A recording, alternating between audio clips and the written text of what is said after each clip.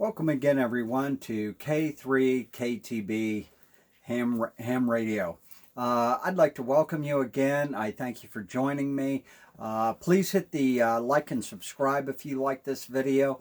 And as always, I always welcome good comments, good and bad. If you have things that you'd like to see me improve, I would really appreciate that. And I'm trying the best not to say I tend to say and quite a bit. So I'll try to do my best to stay away from that. I'd like to talk about antennas. I have a variety of antennas, and they're very fascinating to me. When I first got in the hobby, I thought of antennas. I just buy them, buy the antennas, and don't think about it. And as I've gone along, I've learned how to construct antennas. I've learned a lot of things about different antennas. So I'm going to start off with HF antennas. I think the most common HF antenna is a dipole antenna. It fits in a variety of lots, depending on the frequency. It doesn't tend to be too large unless you get up into 80 and 160. Then you've got to have some land there, but for the most part they'll fit in average size lots. One of the best antennas, I think, overall is an off-center fed dipole. It's a fantastic antenna. At my previous house, I had an off-center fed dipole. It covered from 40 meters all the way down to 6. It was fantastic. Before that, I had a off-center fed dipole, but it only covered 40, 20, 15, and 10. The other one I got that covered all the bands, it was the feed point was set a little closer to the short end. With an off-center fed dipole, you're going to have a long end and then a short end. Most times the feed point tends to be about a third of the way up the antenna. So about 70% of the antenna is the long side, 30% is on the shorter side. That's the way they're usually cut. The one I got that covered more bands, it was the feed point was closer to the shorter end. So the shorter end was smaller, the longer end was a little bit longer. It worked fantastic. Unfortunately, I don't have the room at my new lot to put that up, so I had to switch to other antennas, vertical, and I also have a hex beam antenna, which I'll talk about that in just a moment. You can't go wrong with a dipole antenna. The dipoles, they tend to have nulls off the ends, but I really didn't notice that. The dipole at my old place, it was aligned east-west.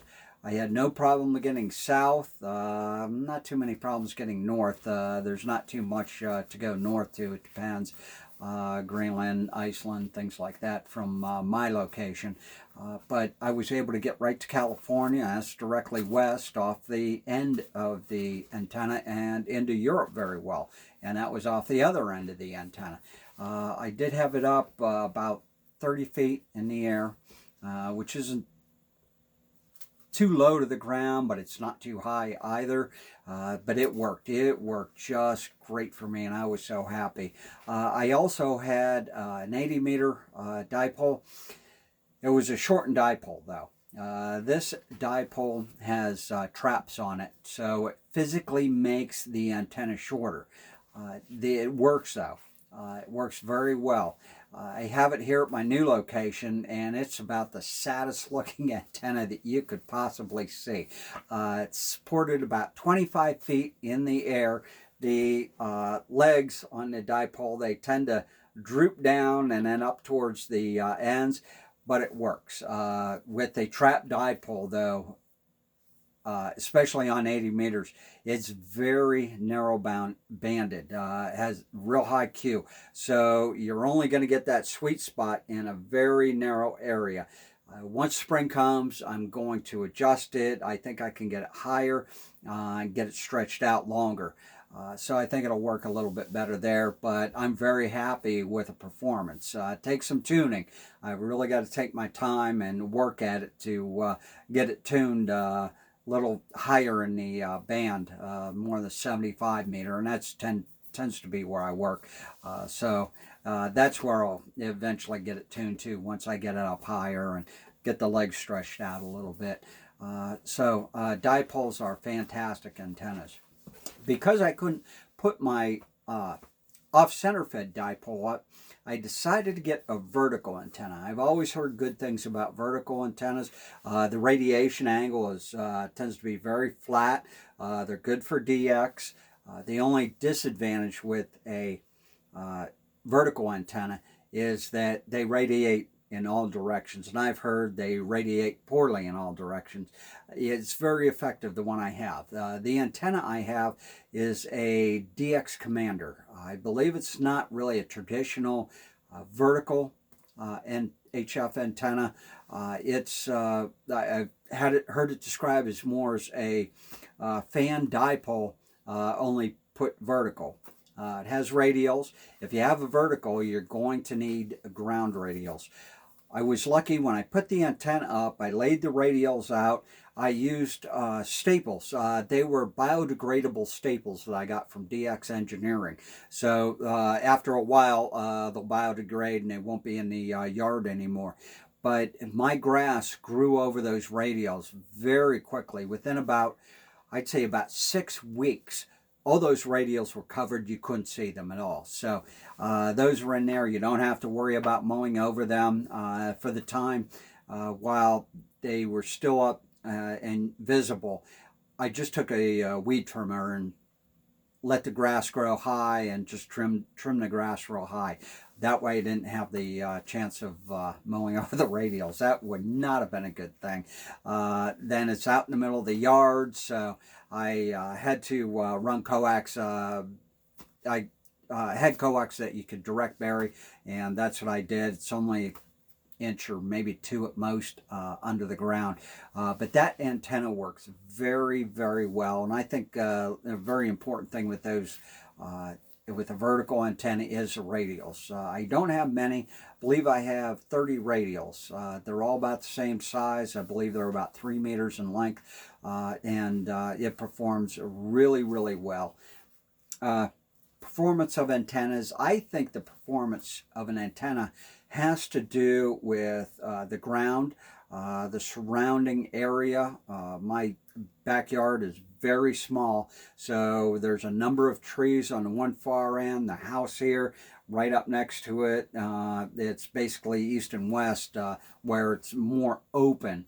But it's really kind of a bad situation, but it gets me through. I don't have 40 meters other than on a dipole that I have up, and then the vertical, and that's big reason. I got the vertical because I wanted to have a backup antenna. My main antenna now is a hex beam antenna. Those things are great. It's a beam antenna. It works fantastic, but you don't have the expense with a multi-banded beam antenna with the tower. You've got to have the tower, a large heavy-duty rotator for it, all the things involved, plus the cost of the antenna itself. So it gives me the advantage of a beam antenna. And while I was looking at the beam antennas, the hex beam in particular, because that's all I could afford, that's all I can afford. I'll never be able to put up a tower and multi-band beam antenna. So I'm happy with this. It fits my budget, and that's what you need to do. Fit everything to your budget. That way you're happy. With the beam antenna, though, I heard many times, I was told by many people that a beam antenna is like having an amplifier, and I can attest to that. It is like having an amplifier. Being able to turn that antenna and point it to the location where you're trying to reach, it works. It works very well. You null out all the other stations around, except for the stations that might be behind you. That I noticed, if somebody's trying to get the same DX station that's behind you, you're really going to hear them. But from the sides, from the front direction, you don't really tend to hear those other than the station you're trying to contact. It works very well. I'm real happy with that. I had a really hard time trying to get erected. There were many issues. I used to push up mast and was having trouble getting it guide correctly, and so I got it guide correctly, and then it was trying to get it up on the house. Got it up on the house, used a rotator for it that was just a little too light duty for it. I had heard, yes, it works. We had a bad windstorm, and so I was back up, got a heavier duty rotator, and so far it seems to be good. Won't really know until we get those storms in the springtime where we have heavy winds. So I believe that rotator will work out really well, though. So you got to use the antenna that you have that will fit your budget and fit your lot. Like I said, my 80 meter antenna, I didn't think it would work at all. But like I said, I'm happy with it. I'm not going to get any DX, but I can still make contacts. It just works. I was told by another ham that I talk with, and he said biggest thing is throw a wire up and see if it works. And I believe that too. You just get that wire up, it'll work. It will work. Might not work the best, but it will work, and you'll be able to make contacts with it. Now, for 2 meter and 70 centimeter here at my house, I have for 2 meter, I have a J-pole antenna, KB9 VBR J-pole. It's very inexpensive. It's very well made, and I haven't had any problems with it at all. I have it up about 20 feet. I'm going to get it up even higher, probably 30, 35 feet. In the spring when I can get back outside and mount it, so it'll be up a little higher. I can with it I can reach all the local repeaters. I can't get to the north too much just because of the terrain around here, but it does work, and I really enjoy it. It works for both 2 meters and 70 centimeters. Another antenna is a for 2 meters and 70 centimeters that I have is a Yagi. It's a type of beam antenna. If you've seen the old TV antennas, those are Yagi, and hopefully you'll be able to see this, but this is a Yagi antenna. I got this for working satellites. It's a fantastic antenna. It's also great just for trying to see where you can get with your local repeaters on your handheld. The long elements here are for 2 meters. The shorter elements are for 70 centimeters. It's a fantastic antenna. It's pretty light until you get to holding it for about 5 or 10 minutes trying to point it at a satellite. Then it does get heavy. But it's a fantastic antenna. You can purchase antennas, Yagi antennas, for 2 meters and 70 centimeters. With those, you would need a rotator in order to point it in whichever direction you would want it to beam to. I'm happy with my J-pole, so I'm just going to keep that. I'm going to show you another antenna that I have for my 2 meter 70 centimeter handheld radios. This antenna is fantastic. It's called a Smiley antenna. It's rubber, very flexible here at the base, and then it extends on out. This particular antenna is good for 2 meters and 70 centimeters. They do have other antennas that are only 2 meters, different bands that you can get them in, but I wanted to have it multi-banded. This thing is just fantastic over stock handheld antenna. with this, I have no issues reaching any of the surrounding repeaters, even a repeater 20, 30 miles away on my handheld, my portable radio. So if you're really looking for a good antenna, this is it. I highly suggest you look at this antenna. It's just fantastic. So that's my commentary on antennas. I hope you enjoyed this video, and if you did, I ask that you like and subscribe to my channel, and any comments would be appreciated. Again, thank you very much. See you next time. 73 K3 KTB.